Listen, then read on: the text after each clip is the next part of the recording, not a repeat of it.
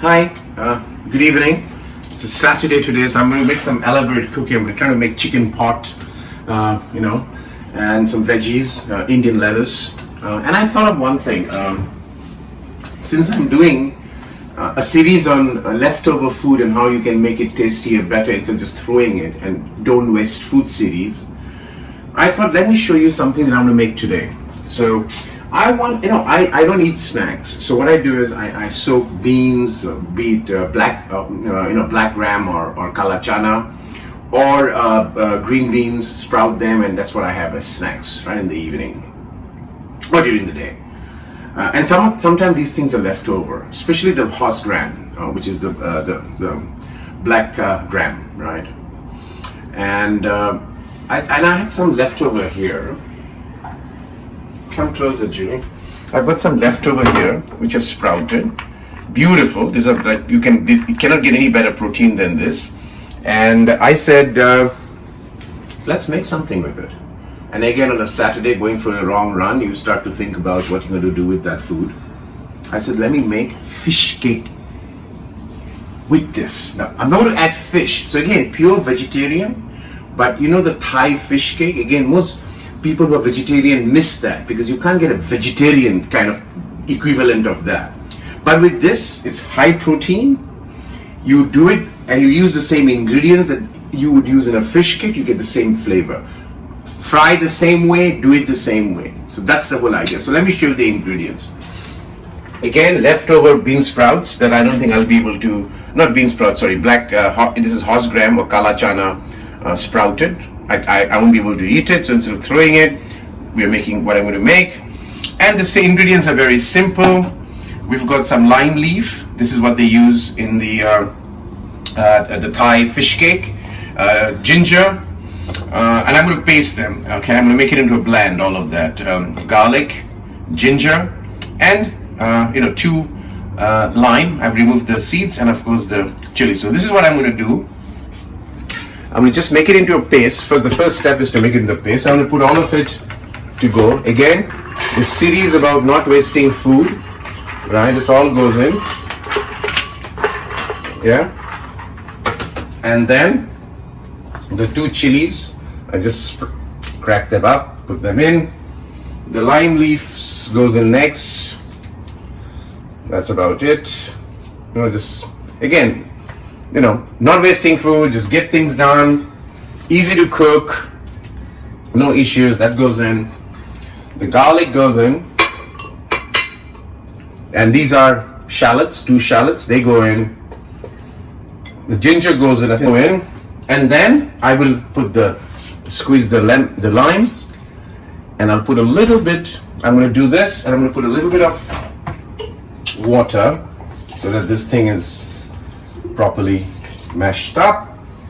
And so I'm going to grind that, and then I'm going to put what?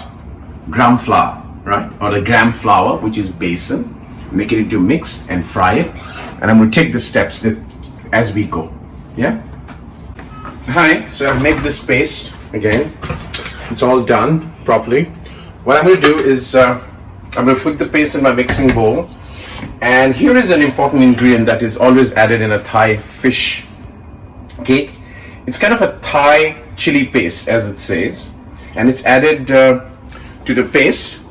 So what I'm going to do is I'm going to put 1 teaspoon. It's up to you, can put more. It gives a very nice kind of hotness to the chili.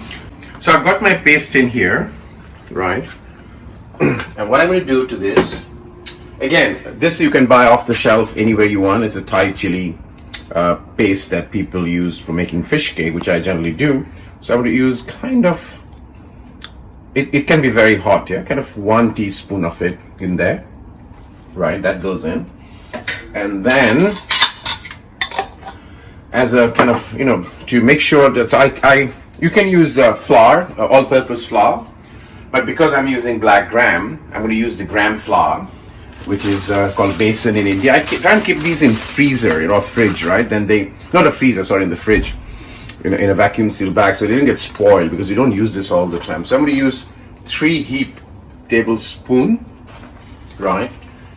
put them on, so that this is the kind of the binding. It serves both as a binding agent as well as it makes sure that and then I'm going to basically use my spatula to mix it.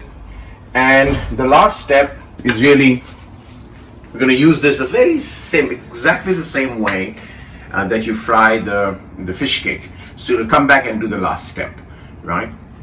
Take care. It's cooking time. I've got my pan. The oil is well heated. Beautiful. I've got my batter. Take a spoon this way and just going to lay it out there and flatten it a little bit like a fish cake. Right? Okay. And I've got my, for the purpose, I've got my tray here, which will be with a towel. I think it's done. At this stage, I'm going to use my chopsticks and just flip it over and put it in the center. Now, I'm just doing the first one to just for the purpose of the video, and then you can do this. I'm going to do this and come back and show the presentation like typical fish cake, and we are good. Right? So I'm going to make a lot of food tonight. I'm going to make some chicken pots. I've got my pot out. This is the arrangement of chicken pot. So this is what I just laid it out. This is your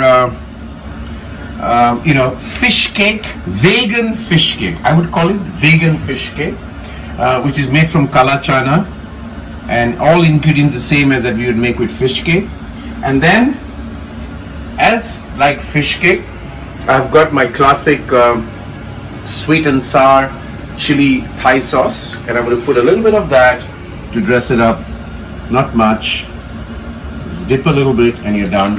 So that's but if you want to really make it a little bit of spice it up, that's it. So that's your leftover chana that I eat for snacks, which I couldn't finish, sprouted, made it into what I would call a vegan fish cake, right?